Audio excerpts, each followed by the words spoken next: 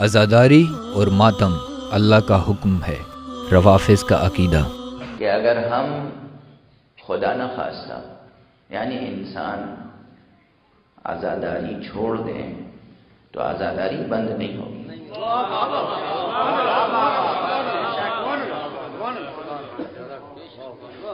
فرشتے عزاداری کرتے ہیں، ملائکہ عزاداری کرتے ہیں، جن عزاداری کرتے ہیں۔ ابھی وہ خاموش ہیں، ہمیں موقع دیتے ہیں کہ ہماری آواز گریہ بلند ہو، ہماری صدائے یا حسین بلند ہو، لیکن اگر ہم نے بلند کرنا چھوڑ دیا تو در و دیوار سے یا حسین کی خدا کی قسم در و دیوار سے یا حسین کی صدائیں۔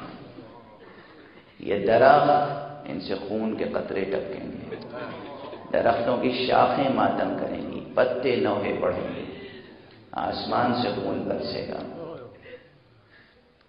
یہ تو آپ کی اور ہماری سعادت ہے کہ ہم شعوری طور پر اس الہی منصوبے میں ایک حصہ لے لیں۔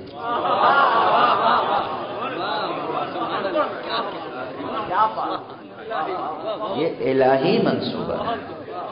محترم ناظرین، اگر عزاداری اور ماتم الہی منصوبہ یعنی اللہ تعالیٰ کے احکامات میں سے ہیں تو پھر اللہ رب العزت نے پورے قرآن کریم میں اس عظیم حکم کی تصریح کیوں نہیں فرمائی؟ اس کے برعکس اللہ رب العزت اس طرح کی من گھڑت اور بیہودہ باتوں کو اپنی طرف منسوب کرنے سے روکتے ہیں۔ ولا تقولوا لما تصف ألسنتكم الكذب هذا حلال وهذا حرام لتفتروا على الله الكذب إن الذين يفترون على الله الكذب لا يفلحون۔ کسی چیز کو اپنی زبان سے جھوٹ موٹ نہ کہہ دیا کرو کہ یہ حلال ہے اور یہ حرام ہے، تم اس طرح کے حکم لگا کر اللہ پر جھوٹ نہ باندھا کرو، سمجھ لو کہ اللہ تعالیٰ پر بہتان بازی کرنے والے ہرگز فلاح نہیں پاتے۔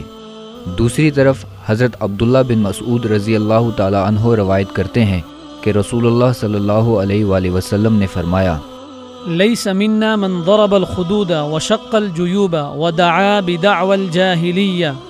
وہ شخص ہم میں سے نہیں جس نے رخساروں کو پیٹا، گریبانوں کو چاک کیا اور جاہلیت کے بول بولے۔ صحیح بخاری کتاب الجنائز، صحیح مسلم کتاب الایمان۔ قرآن کریم اور صحیح احادیث کے باوجود کھلم کھلا سرکشی۔